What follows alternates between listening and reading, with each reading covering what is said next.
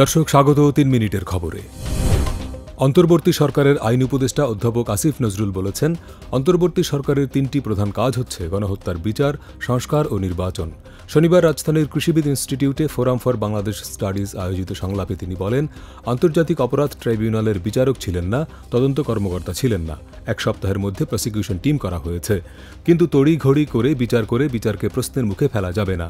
বিচার নিয়ে কোনো গাফিলতি হবে না বলেও মন্তব্য করেন আসিফ নজরুল।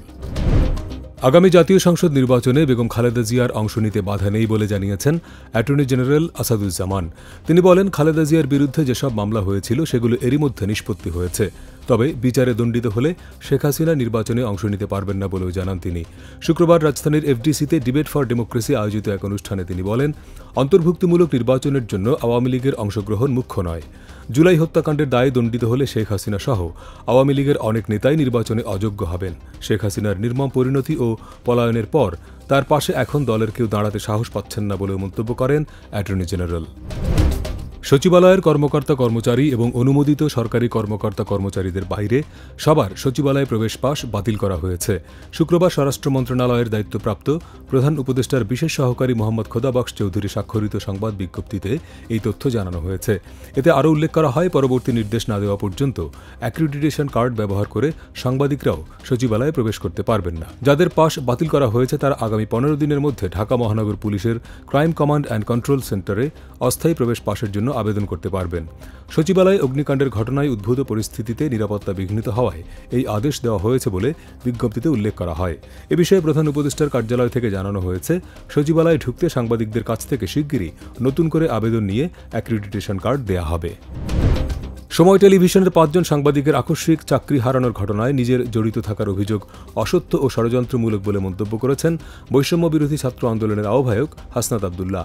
গণমাধ্যমে পাঠানো বিবৃতিতে হাসনাত আবদুল্লাহ বলেন, সিটি গ্রুপের মালিকানাধীন সময় এবং এখন টিভির কয়েকজন সাংবাদিক তাদেরকে প্ররোচিত করে গত ১৭ই ডিসেম্বর বিকেল ৪টার দিকে সময় টিভির এমডি হাসানের কার্যালয়ে নিয়ে যান। কিন্তু এটা যে একটা চক্রান্ত ছিল তা তারা বুঝতে পারেননি। চাকরিচ্যুত করার জন্য তারা সাংবাদিকদের কোনো তালিকা দেননি বলে উল্লেখ করেন হাসনাত। তিনি সময় টেলিভিশনের চাকরিচ্যুত ৫ সাংবাদিককে পুনর্বহাল, যারা এই ষড়যন্ত্রে জড়িত তাদের চিহ্নিত করতে স্বাধীন তদন্ত কমিটি গঠন, তদন্ত সাপেক্ষে সিটি গ্রুপের মালিক হাসানের বিরুদ্ধে ব্যবস্থা গ্রহণেরও দাবি জানান। চাঁদপুরের মেঘনা নদীতে এমভি আল বাখেয়া জাহাজে ৭ খুনের ঘটনায় জড়িতদের বিচারের দাবিতে সারা দেশে নৌযান শ্রমিকরা লাগাতার ধর্মঘট পালন করছেন। এতে বিভিন্ন বন্দরে পণ্য খালাস বন্ধ রয়েছে। চট্টগ্রাম বন্দরের বহির্নোঙরে ২০টি বড় জাহাজে আটকা পড়েছে প্রায় ৪.৫ লাখ টন আমদানি পণ্য।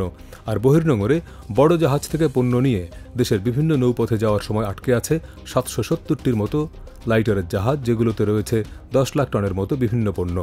বাংলাদেশ নৌযান শ্রমিক ফেডারেশনের ডাকে বৃহস্পতিবার রাত ১২টা থেকে অনির্দিষ্টকালের এই ধর্মঘট শুরু হয়েছে।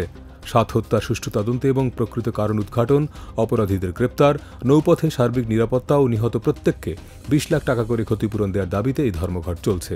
তবে যাত্রীবাহী নৌযান কর্মবিরতির আওতামুক্ত রয়েছে। সিলেটের গোয়াইনঘাট উপজেলার সীমান্তে ভারতীয় খাসিয়াদের গুলিতে আরও এক বাংলাদেশি নিহত হয়েছেন।